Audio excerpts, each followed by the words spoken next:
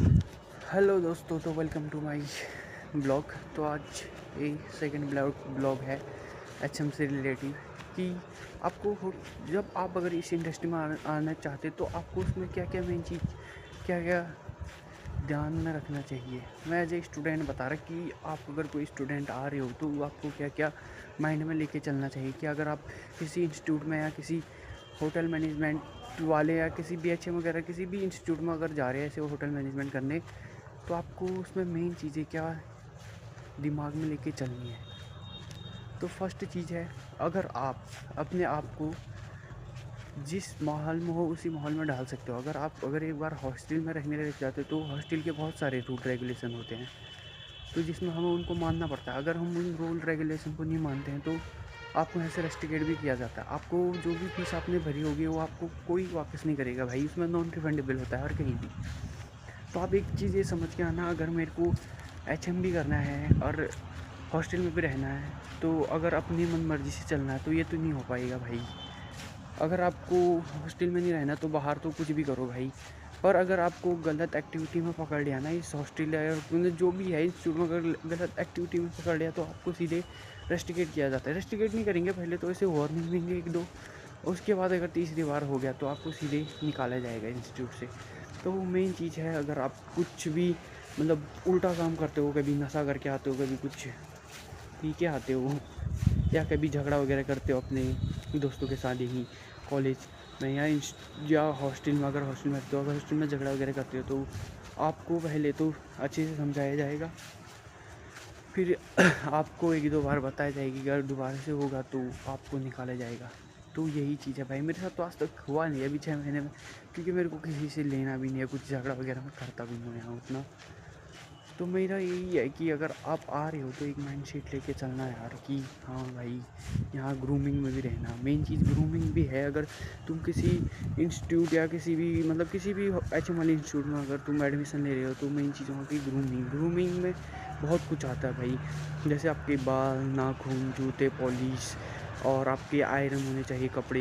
उसमें भी आपको रोज़ सुनना पड़ेगा, जितना आपने स्कूल में नहीं सुनना है ना उतना तो आपको रोज़ सुनना पड़ेगा कि आपके जूते पॉलिश क्यों नहीं है, आयरन क्यों नहीं है, ये सब कुछ आपको सुनना पड़ेगा। तो अगर आपको एक जैसे ये आर्मी की लाइफ स्टाइल नहीं होती सेम डेली रूटीन, सुबह 5 बजे उठो, यहाँ भी 5 बजे उठा दिया जाता है भाई। मैं बता रहा, अगर कोई हॉस्टल में रहने तो 5 बजे उठा दिया जाता है कि आप उठो भाई, जल्दी से फ्रेश वगैरह हो, उसके बाद 7 बजे नाश्ता स्टार्ट हो जाता है।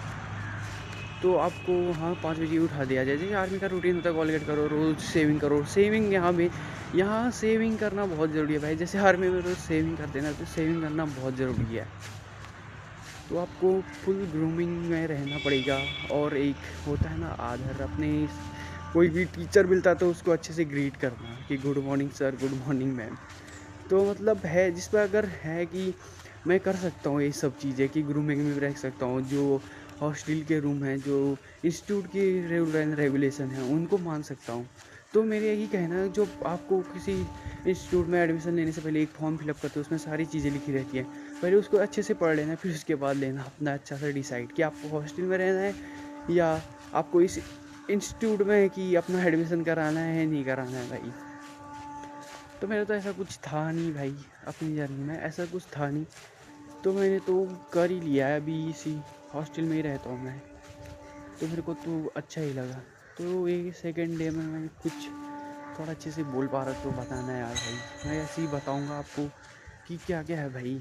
मेरे को मैंने 6 महीने के अंदर तो बहुत कुछ 150 प्लस रेसिपी बना ली है भाई, 150 प्लस रेसिपी सीख चुका हूँ।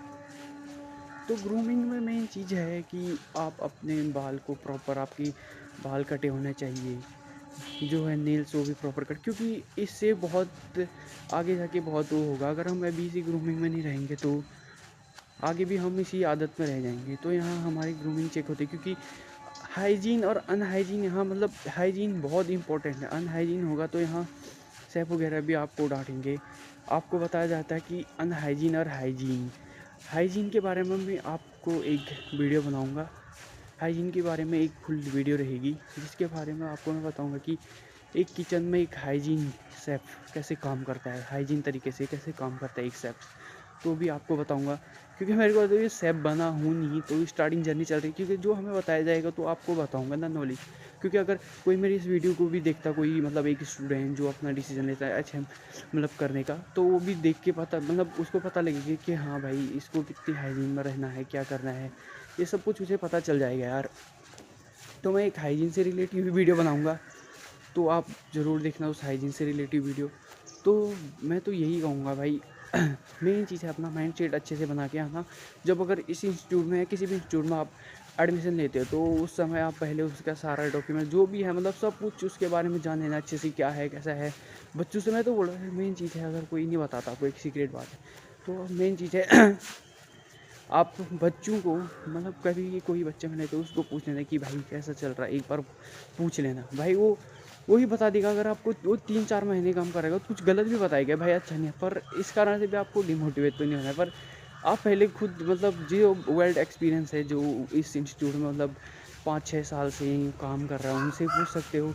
अगर टीचर वगैरह भी बता ही देते हैं भाई, जो भी है जो आपको पढ़ाते हैं वो भी बता ही देते कि कैसा है, पर मेरे हिसाब से तो मतलब बता ही देंगे अच्छा है करके, मतलब सब कुछ ठीक ही है भाई। मेन चीज़ में अगर वो बोलेंगे आप अपने आप को ग्रूमिंग वगैरह में तो डाल सकते हो, तो मतलब अपने आप को ग्रूमिंग में रख सकते हो, तो ठीक है भाई बेटा, आपके लिए बहुत अच्छा है बोलेंगे। मेरा तो ये कुछ नहीं है कि मैं अपने आप को ग्रूमिंग में मतलब रखता हूँ, पर उतना अच्छे से भी नहीं रख पाता यार भाई, अभी तो मतलब ऐसे ही है। तो दोस्तों बस यार यही है, फिर आज का पार्ट इतना ही रखते हैं, क्योंकि मेरे को अभी अभी मेरे हाथ से ही बना तो ब्लॉग, तो मेरा हाथ थक ही जा रहा है भाई, अभी ब्लॉग हाथ से बना तो हाथ थक जा रहा है, तो तब लंबा मैं रख नहीं पाऊँगा। तो आपको मिलते हैं एक नई और भी नॉलेजेबल वीडियो में, जिसमें मैं टॉपिक रखूँगा हाइजीन, कि आपको किचन में कितने हाइजीन से काम करना पड़ता है। तो तब तक के लिए बने रहें मेरे ब्लॉग में। तो मिलते हैं एक नए ब्लॉग में।